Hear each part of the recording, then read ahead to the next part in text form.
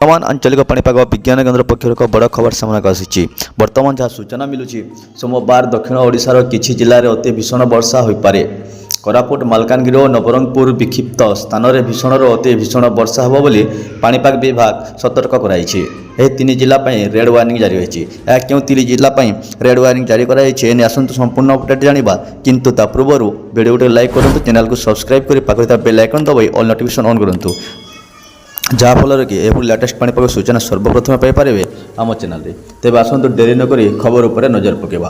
पश्चिम केन्द्रीय पार्श्ववर्ती उत्तर पश्चिम बंगोपसागर यह लगी उत्तर आंध्र प्रदेश और दक्षिण ओडिशा उपकूल में समुद्र उपर घूर्णिबलय रविवार अपराह्न लघुचाप परिणत होइछि।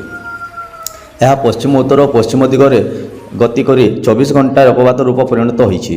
19 तारिख मंगलवार सकालु यह दक्षिण ओडिशार उत्तर आंध्र प्रदेश उपकूल अतिक्रम करिबो बोली पाणीपाग विभाग सूचना मान करिछि। सोमवार कलाहांडी रायगड़ा गजपति प्रबल अति प्रबल वर्षा हो पारे।